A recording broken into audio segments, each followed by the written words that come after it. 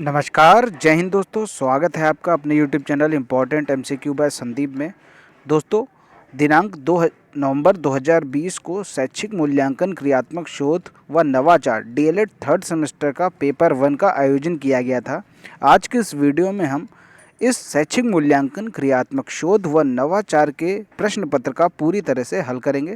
दोस्तों, आज के इस वीडियो को शुरू करने से पहले आप इस वीडियो को लाइक कर दीजिए, शेयर कर दीजिए और चैनल को सब्सक्राइब नहीं किया तो चैनल को सब्सक्राइब करके घंटे का निशान जरूर दबा लीजिए, ताकि ऐसे ही सभी सब्जेक्ट के सल्यूशन का वीडियो आपको लगातार मिलता रहे।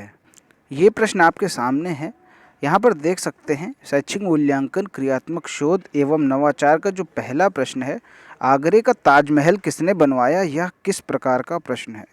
स्मृति संबंधी, तर्क संबंधी, पूरक प्रश्न या विचारोत्तेजन? तो आगरे का ताजमहल किसने बनाया, ये वही बता सकता है जिसको ये प्रश्न याद होगा, यानी स्मृति संबंधी है ये। ब्लूम के अनुसार कितने सोपान पक्ष की चर्चा की गई है?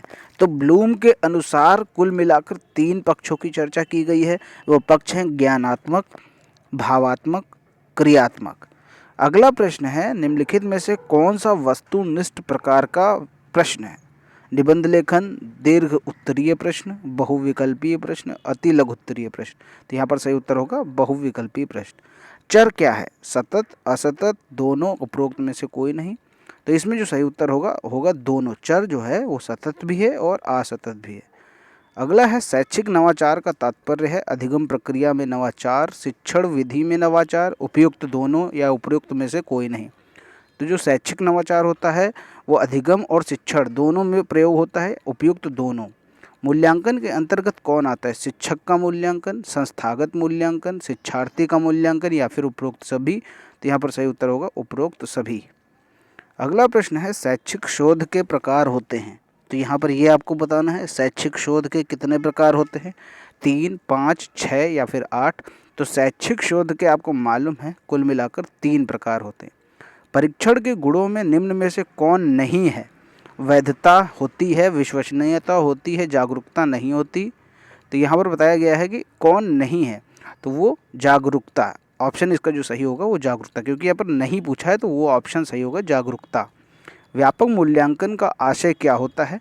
व्यापक मूल्यांकन का मैंने बहुत बार बताया था कि व्यक्तित्व के सभी पक्षों का मूल्यांकन करना व्यापक मूल्यांकन कहलाता है। संचयी आलेख पत्र के प्रकार हैं, पैकेट या परत, एक पत्र लेख, संकलित परत। यहाँ पर जो सही उत्तर होगा ये सभी। अगला प्रश्न है, निम्नलिखित में से कौन सी क्रिया पाठ्य सहगामी क्रिया से संबंधित नहीं है? कृषि कार्य, भ्रमण, विज्ञान क्लब, पर्यटन। तो यहाँ पर पाठ्य सहगामी क्रिया से संबंधित नहीं है। देखिए, पाठ्य सहगामी क्रिया में भ्रमण आता है, पर्यटन भी आता है, विज्ञान क्लब भी आता है, लेकिन जो कृषि कार्य है ये नहीं आता। आगे बढ़ते हैं, क्रियात्मक शोध का जो संपादन होता है वो कितने चरणों में किया जाता है? तो क्रियात्मक शोध का जो संपादन है वो कुल मिलाकर 6 चरणों में किया जाता है। अनुसंधान के कार्य क्या क्या हैं? सिद्धांत का निर्माण करना, सिद्धांतों का अनुप्रयोग करना, नवाचार करना या उपरोक्त सभी? तो अनुसंधान का जो कार्य होगा वो होगा उपरोक्त सभी। क्रियात्मक शोध का मूल आधार है समस्या का हल, समस्या का तार्किक हल, समस्या का गहन विश्लेषण, या समस्या हमारी और हल भी हमारा। दोस्तों, ये भी कई बार मैं बता चुका हूँ आपको, समस्या हमारी और हल भी हमारा, ये है क्रियात्मक शोध का मूल आधार। बात कर लेते हैं प्रश्न संख्या 15 की। निम्नलिखित में से किसके द्वारा यह पता चलता है कि बच्चे ने अभी तक कितना ज्ञान व कौशल अर्जित किया है? तो यहाँ पर आपको जो ऑप्शन दे रखे हैं, नियंत्रक, संकेतक, मापक और केंद्रक। यहाँ पर आपको मालूम होना चाहिए कि जब बच्चे ने अभी तक कितना ज्ञान या कौशल अर्जित किया गया वो कैसे पता करते हैं? मापक के थ्रू पता करते हैं। मूल्यांकन की प्रविधियों के 2 प्रकार लिखो। तो मूल्यांकन की प्रविधियों के 2 प्रकार हम कह सकते हैं कि पहला है परिमाणात्मक और दूसरा है गुणात्मक। एक अच्छे परीक्षण के 2 गुण लिखो। जो अच्छा परीक्षण होता है वो विश्वसनीय व वैध होता है, और जो अच्छा परीक्षण होता है वो क्रमबद्ध व व्यवस्थित ज्ञान प्रदान करता है। अगला जो प्रश्न है, समाज मिति विधि का विकास किसने किया? तो ये किया था मोरैनो ने, याद रहेगा, मोरैनो ने। और ये कब किया था ये भी मैं आपको बता दूं ताकि आपको आगे याद रहे, 1951 में। शिक्षण प्रक्रिया का विश्लेषण कितनी अवस्थाओं में किया जाता है? तो शिक्षण प्रक्रिया का विश्लेषण कुल मिलाकर 3 अवस्थाओं में किया जाता है। शिक्षण उद्देश्य, अधिगम क्रियाएं, व्यवहार परिवर्तन। अगला है विद्यालय में क्लब का उद्देश्य बताइए। विद्यालय में क्लब क्यों लगाया जाता है? तो विद्यालय में क्लब का उद्देश्य ये है कि छात्रों में जीवन जीने का कौशल, आत्मसम्मान, आत्मविश्वास की भावना तथा पर्यावरण व अन्य कौशलों के प्रति रुचि को जागृत करना क्लब का मुख्य उद्देश्य होता है। मूल्यांकन प्रक्रिया में अनुप्रयोग का क्या अर्थ है? जब छात्र का मूल्यांकन किया जाता है तो उसमें यह देखा जाता है कि जो छात्र ने अपने जीवन में सीखा है, जो उसका ज्ञान है, वो अपने जीवन में कितना उसका प्रयोग कर रहा है। अगला है क्रियात्मक अनुसंधान क्यों आवश्यक है? कोई एक कारण लिखिए। तो क्रियात्मक अनुसंधान क्यों आवश्यक है? क्रियात्मक अनुसंधान जो होता है, विद्यालय या संस्था में उत्पन्न हो रही समस्याओं का वैज्ञानिक ढंग से समाधान करने के लिए क्रियात्मक अनुसंधान की जरूरत पड़ती है। यहाँ पर प्रश्न संख्या 23 है, मूल्यांकन के संज्ञानात्मक पक्ष से संबंधित कोई एक बिंदु का उल्लेख करो। तो मूल्यांकन के संज्ञानात्मक पक्ष का ये मतलब है कि जो भी बालक ने ज्ञान सीखा है, ठीक है, जो भी पढ़ाई के माध्यम से उसने ज्ञान सीखा है, उसी ज्ञान का जब हम मूल्यांकन करते हैं तो वो संज्ञानात्मक पक्ष के अंतर्गत आता है। मूल्यांकन एवं मापन में कोई एक अंतर लिखो। तो आपको मालूम है जो मापन होता है उसमें गणितीय इकाइयों का प्रयोग किया जाता है और मूल्यांकन में गणितीय इकाइयों का प्रयोग नहीं किया जाता है। मापन पहले होता है और मूल्यांकन बाद में होता है। मापन मूल्यांकन की एक भाग होता है, हम कह सकते हैं। जो मापन होता है उसमें अधिक समय नहीं लगता, लेकिन मूल्यांकन में समय बहुत अधिक लगता है। परीक्षण किसे कहते हैं? किसी भी छात्र की विशेषताएं, जन्मजात गुण, उनके कौशल आदि का पता लगाने के लिए जो कार्य किया जाता है वो परीक्षण कहलाता है। मौखिक परीक्षा के गुण एवं दोष लिखो। मौखिक परीक्षा के गुण और दोष क्या होंगे, तो ये आपको यहाँ पर बताना है। तो मौखिक परीक्षा में क्या होता है, वो समय कम लगता है। और जो मौखिक जो परीक्षा होती है यह व्यक्तिगत और सामूहिक दोनों तरीके से हो सकती है। और इसका दोष ये है कि ये केवल निम्न कक्षा तक सीमित है, यानी प्राथमिक कक्षाओं तक सीमित है। उच्च कक्षाओं के लिए ये महत्वपूर्ण नहीं है। प्रश्न संख्या 27 है कि दक्षता आधारित मूल्यांकन क्या है? किसी छात्र की दक्षता का मूल्यांकन करना दक्षता आधारित मूल्यांकन कहलाता है। दक्षता आधारित मूल्यांकन के अंतर्गत हम छात्र का इस तरह मूल्यांकन करते हैं कि हमें ये पता लगाना होता है कि छात्र ने अपने न्यूनतम अधिगम स्तर को प्राप्त कर लिया है कि नहीं। जैसे हम कोई छात्र है, कक्षा 5 का छात्र है, तो हमें ये पता लगाना होता है कि उसे कक्षा 5 के स्तर के सभी प्रश्न आ रहे हैं या नहीं। ये होता है दक्षता आधारित मूल्यांकन। परीक्षण निर्माण के अंतिम चरण को संक्षेप में बताइए। तो जो परीक्षण निर्माण का जो कुल चरण होते हैं, 4 चरण होते हैं। अंतिम जो चरण होता है वो है परीक्षण का मूल्यांकन। इसमें ये देखा जाता है कि जो आपने प्रश्न पत्र तैयार किया या जो आपने परीक्षण को तैयार किया है उसमें सभी मानकों का ध्यान रखा गया है कि नहीं, उसमें जो प्रश्न पूछे जा रहे हैं वो एक उनके पाठ्यक्रम के अनुसार है कि नहीं, जिसके लिए ये परीक्षण तैयार किया जा रहा है उसके योग्यता के अनुरूप है या नहीं।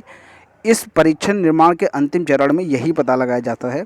इसमें प्रश्नों के मानक का विशेष ध्यान रखा जाता है। प्रश्न संख्या यहाँ पर 29 है, शिक्षण अधिगम सुधार हेतु स्थानीय समुदाय की भूमिका बता। देखिए स्थानीय समुदाय क्या होता है, जैसे वहाँ का जो पेरेंट टीचर एसोसिएशन हो गया, मातृ शिक्षक संघ हो गया, और जो वहाँ पर शिक्षा समिति बनी होती है वो सब, ये सब कहलाते हैं स्थानीय समुदाय। तो ये इनकी भूमिका क्या होती है, ये क्या होते हैं, जब विद्यालय में कोई भी कार्यक्रम का आयोजन किया जाता है तो ये उसमें बढ़ चढ़ कर हिस्सा लेते हैं और उनसे जो संबंधित कार्य हैं उनकी जिम्मेदारी उठाते हैं और उनमें पूरी तरह से अपनी सहभागिता दिखाते हैं। इस तरह क्या होता है, जो छात्रों में जो शिक्षण अधिगम होता है, यानी जो शिक्षा से संबंधित जितनी भी एक्टिविटीज़ होती हैं उनमें एक तरीके से बालकों में सुधार आता है, या हम कह सकते हैं उनके अधिगम स्तर में वृद्धि होती है। अगला प्रश्न है, शैक्षिक प्रशासन में मूल्यांकन का महत्व बताइए। देखिए शैक्षिक प्रशासन में का मूल्यांकन में बहुत ज़्यादा महत्व है, क्योंकि जो मूल्यांकन की जितनी भी प्रविधियां हैं, जितने भी उपकरण हैं, वो सब शैक्षिक प्रशासन ही उपलब्धता उनकी सुनिश्चित कराता है। शैक्षिक जो प्रशासन होता है उन्हीं के द्वारा नियुक्त किए गए मूल्यांकनकर्ताओं द्वारा इसका मूल्यांकन किया जाता है, यानी मूल्यांकन करने की जो जिम्मेदारी होती है वो पूरी तरह से शैक्षिक प्रशासन के ऊपर ही होती है। तो दोस्तों यहाँ पर आपने देख लिया ये अति लघुत्तरीय प्रश्न और आपके जितने भी बहुविकल्पी प्रश्न हैं यहाँ पर आपके सॉल्व हो गए। और दोस्तों आपके इन 30 में से कितने सही हैं आप हमें नीचे कमेंट में ज़रूर बताइएगा। और दोस्तों अब बात कर लेते हैं लघु उत्तरी की। लघु उत्तरी में क्या होता है कि जितने भी प्रश्न हैं आप लोगों ने अच्छे से किए ही होंगे। यहाँ पर एक जो प्रश्न है काफ़ी ज़्यादा डिमांड में है, ये किसी को समझ में नहीं आ रहा है कि क्या है ये एनेक्डोटल रिकॉर्ड क्या है, संक्षेप में बताइए। सब लोग कई लोग हमें पर्सनली पूछ चुके हैं कि ये तो मैंने कभी पढ़ा नहीं, ये कोई बुक में भी नहीं दिया। तो एनेक्डोटल रिकॉर्ड क्या होता है ये मैं आपको बता देता हूँ। एनेक्डोटल रिकॉर्ड एक तरीके से एक अभिलेख होता है। इसमें बालकों के व्यवहार से संबंधित महत्वपूर्ण घटनाओं तथा कार्यों का वर्णन किया जाता है। इन कार्यों तथा घटनाओं का आलेख सही रूप में किया जाता है। निरीक्षण करने वाला छात्र की रुचियों तथा झुकावों को उत्पन्न करने वाले घटकों का भी उल्लेख करता है। इनके आधार पर छात्र के संबंध में सामान्यीकरण किया जा सकता है और निर्देशन में इसे प्रयुक्त करते हैं। तो ये हो गया आपका एनेक्डोटल आलेख या एनेक्डोटल रिकॉर्ड। तो ये चीज़ आप क्लियर कर लीजिए। अगर आपने इससे संबंधित भी कुछ लिखा है तो ये मान के चलिए कि आपको इसमें 1 नंबर ज़रूर दे देगा एग्जामिनर, ठीक है। अगर आपने बिल्कुल अच्छे से लिखा है तो आपको 2 नंबर पक्के हैं। तो उम्मीद करता हूँ कि एनेक्डोटल आलेख को भी आप अच्छे से समझ गए होंगे। बाकी के जितने भी प्रश्न हैं वो आप अपने हिसाब से समझ के लिख सकते हैं, क्योंकि मैंने ये सब आपको पढ़ाया। क्रियात्मक अनुसंधान भी पढ़ाया, परंपरागत अनुसंधान भी पढ़ाया, शैक्षिक नवाचार भी पढ़ाया, पाठ्य सहगामी क्रियाओं में प्रधानाचार्य और शिक्षकों की भूमिका को पढ़ा। देखिए अगर आपने जितने भी मैंने वीडियो बनाए हैं, अगर आपने वो सभी वीडियो देखे हैं तो ये मान के चलिए इन 50 नंबर के प्रश्न पत्र में आपके 45 तो पक्के ही हैं। 1-2 ही प्रश्न ऐसे हैं जो आपने शायद मेरे वीडियो से ना देखे हों, बाकी सारे प्रश्न यहाँ पर आपको हमारे वीडियो से ज़रूर मिल गए होंगे। उम्मीद करता हूँ कि ये जो प्रश्न पत्र का हल मैंने आपको बताया आपने अपने मिला लिए होंगे। और आपके कितने सही हैं नीचे कमेंट में ज़रूर बताइएगा कि आपके कितने आ रहे हैं। आपकी जो इस पेपर में कितने प्रश्नों के उत्तर सही बन रहे हैं, कितने नंबर आ रहे हैं, नीचे कमेंट में हमें ज़रूर बताइएगा। वीडियो पसंद आए तो वीडियो को लाइक करें और अपने सभी डीएलएड 3rd सेमेस्टर के साथियों के साथ इसे शेयर भी कर दें। उम्मीद करता हूं कि आपने अभी तक चैनल को सब्सक्राइब कर लिया होगा। अगर नहीं किया तो चैनल को तुरंत सब्सक्राइब करके घंटे का निशान जरूर दबा लें, ताकि ऐसे ही सभी वीडियोज़ का नोटिफिकेशन आपको लगातार मिलता रहे। मिलते हैं दोस्तों अगले वीडियो में, तब तक के लिए जय हिंद, जय भारत।